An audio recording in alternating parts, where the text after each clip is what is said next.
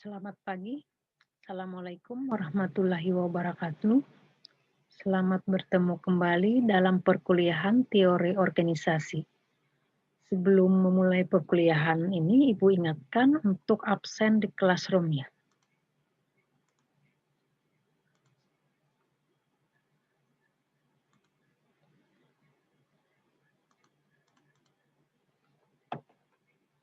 Materi kali ini yaitu tentang ukuran daur hidup dan pertumbuhan organisasi.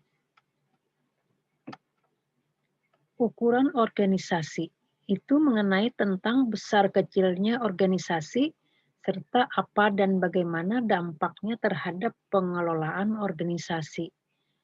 Ukuran di sini juga menunjukkan jumlah dari total anggota organisasi tersebut. Ada beberapa persoalan yang menjadi ukuran organisasi. Yang pertama, tidak semua anggota organisasi itu bersifat tetap atau permanen. Yang kedua, ukuran besar kecilnya organisasi juga bersifat relatif tergantung pada jenis organisasi masing-masing. Yang ketiga, dampak ukuran organisasi terhadap pengelolaan khususnya berkaitan dengan efisiensi. Ukuran organisasi itu ada beberapa karakteristik struktur organisasi. Yang pertama, kompleksitas struktur. Ini menunjuk pada derajat diferensiasi yang terdapat di dalam sebuah organisasi. Dari formalisasi, ini juga menunjukkan tingkat penggunaan dokumen dan aturan tertulis dalam melaksanakan kegiatan organisasi. Dari segi sentralisasi, menunjukkan pembagian kekuasaan dalam pengambilan keputusan menurut tingkatan hierarki dalam organisasi. Jadi ini tadi struktur organisasi menurut karakteristiknya kompleksitas struktur, formalisasi, dan sentralisasi. Dari segi kompleksitas struktur, ada 3 jenis. Yang pertama dari segi horizontal. Ini derajat pemisahan antara unit-unit dalam organisasi atau yang bisa diukur dari banyaknya jumlah unit dalam organisasi. Dari segi vertikal, yakni kedalaman hierarki organisasi. Ini diukur dari jumlah level organisasi. Dari segi spesial, yakni derajat persebaran lokasi juga secara geografis dari fasilitas dan personil suatu organisasi. Macam-macam organisasi dilihat dari kompleksitas strukturnya. Organisasi yang kompleks yaitu organisasi yang mempunyai diferensiasi horizontal, vertikal, dan spesial tinggi. Contohnya perusahaan multinasional, konglomerat, badan-badan di perusahaan pemerintahannya. Yang kedua, organisasi yang sederhana, yaitu organisasi yang mempunyai diferensiasi horizontal, vertikal, dan spesial rendah. Contohnya ini sebagian besar dari UKM ya, usaha kecil dan menengah. Yang ketiga, organisasi yang berada di antara kedua ekstrim di atas. Seperti universitas biasanya memiliki diferensiasi vertikal yang rendah, diferensiasi spesial yang kecil atau tidak ada sama sekali, namun memiliki diferensiasi horizontal yang tinggi. Tentara juga sebaliknya memiliki diferensiasi vertikal yang tinggi, namun diferensiasi horizontalnya sangat rendah. Dari segi formalisasi, menurut Robin ini ada tujuan 3 hal ya. Satu, menjaga konsistensi dan keseragaman, yakni untuk mencapai output yang tidak berubah-ubah kualitasnya. Yang kedua, meningkatkan koordinasi. Ini untuk tugas-tugas yang membutuhkan koordinasi tinggi di antara anggota organisasi. Yang mana formalisasi ini juga merupakan salah satu cara yang efektif dan biasa dipakai oleh organisasi. Yang ketiga, tujuan formalisasi tadi adanya penghematan biaya secara ekonomis. Ini melalui formalisasi dalam wujud buku-buku manual pekerjaan yang berisi prosedur kerja dan penjelasan yang terperinci, maka dapat dihemat biaya seperti di diklat, biaya pengawasan, dan biaya lainnya. Dari segi sentralisasi, ini ada berkaitan dengan wewenang pengambilan keputusan. Jika wewenang pengambilan keputusan terpusat di pucuk pimpinan atau lapisan atas organisasi, maka organisasi itu disebut sentralistik. Namun sebaliknya, jika wewenang pengambilan keputusan tersebut di lapisan bawah, maka organisasi itu disebut desentralistik. Sentralisasi ini juga membesarkan organisasi yang diikuti dengan membesarnya kebutuhan desentralisasi. Yang mana satu, kapasitas pengolahan informasi manusia terbatas. Yang kedua, organisasi membutuhkan respon yang cepat. Yang ketiga, keputusan dapat diambil dengan informasi yang lebih rinci dan lengkap.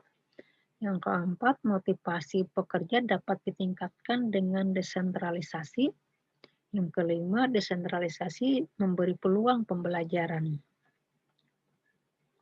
Ukuran organisasi dan birokrasi ini yaitu kompleksitas, formalisasi, dan sentralisasi yang cukup untuk membedakan 3 tipe pokok organisasi, yakni organisasi organik, mekanistik, dan birokratik.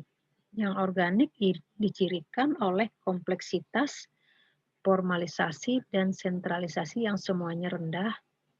Kalau organisasi mekanistik dicirikan oleh kompleksitas, formalisasi, dan sentralisasi yang semuanya tinggi, sedangkan organisasi birokratik dicirikan oleh kompleksitas dan formalisasi yang tinggi namun sentralisasinya rendah.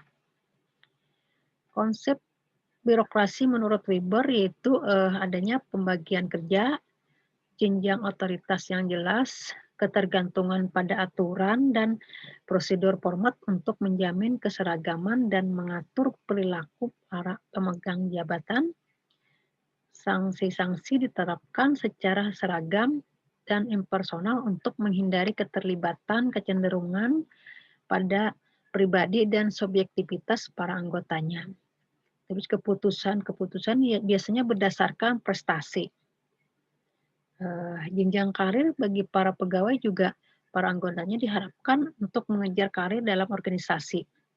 Terus pemisahan kehidupan pribadi dan organisasi ini juga dituntut dan kepentingan-kepentingan pribadi sepenuhnya dipisahkan dari pekerjaan agar tidak mengganggu sifat rasional, impersonal, dan aktivitas organisasi.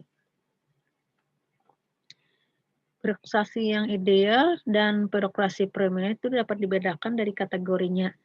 Ini ada dari sifat tugas, organisasi, pembidangan tugas, ikatan kerja, dasar seleksi, sistem penggajian, sifat pekerjaan, sistem karir, dan peralatan dan kantor, disiplin atau pengawasan.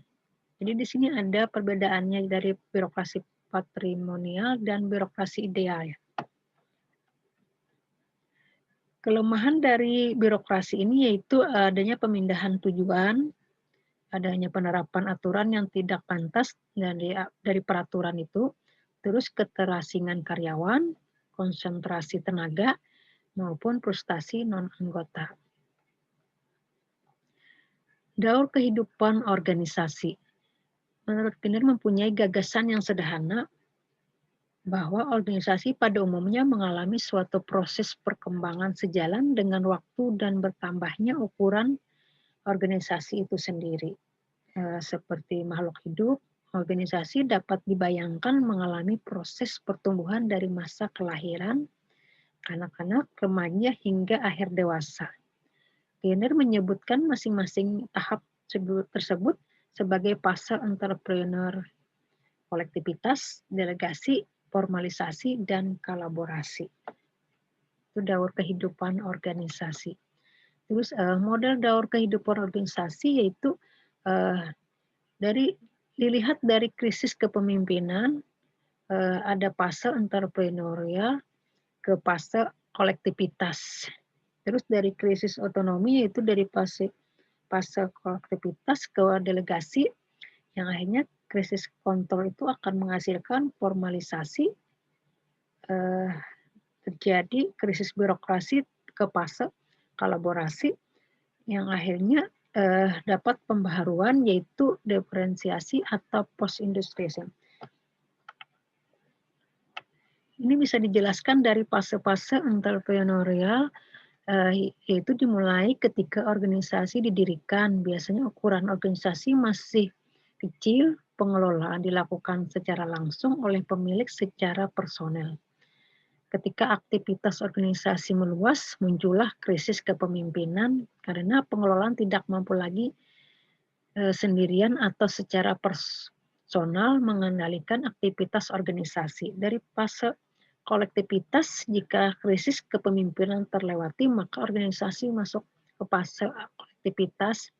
Tugas juga secara profesional membangun integrasi kolektif di antara unit-unit operatif. Di ujung fase kolektivitas, sekali lagi terjadi krisis, yaitu krisis ekonomi, di mana beberapa unit operasi mulai merasa perlu memiliki wewenang yang lebih besar untuk mengelola aktivitasnya dan tidak bersedia lagi dikontrol melalui pengambilan keputusan yang terpusat. Ini dari fase delegasi juga krisis ekonomi otonomi bisa dipecahkan, maka organisasi masuk ke fase delegasi. Di sini juga organisasi mulai mendelegasikan keputusan di bawah dan aturan-aturan prosedur dibuat oleh formal dengan tujuan untuk mempertahankan efisiensi dan stabilitas organisasi. Ketika organisasi mengalami pertumbuhan yang lebih kompleks, maka terjadilah krisis kontrol ya. Dari fase formalisasi, jika krisis kontrol bisa diatasi, maka organisasi masuk fase formalisasi. Fase ini juga cara-cara kontrol birokratif mulai diterapkan dengan melakukan standarisasi terhadap berbagai aktivitas. Kontrol yang berlebihan menyebabkan kurangnya daya adaptasinya terhadap lingkungan. Berikutnya fase kolaborasi.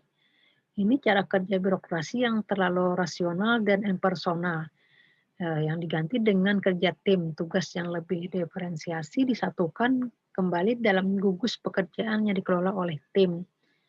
Tapi ketika kerja tim semakin intensif dilakukan, itu akan mengakibatkan kelelahan secara fisik maupun psikologis. Ketika upaya penyegaran tidak mampu lagi mengatasi kejenuhan, maka lahirlah krisis pembaharuan.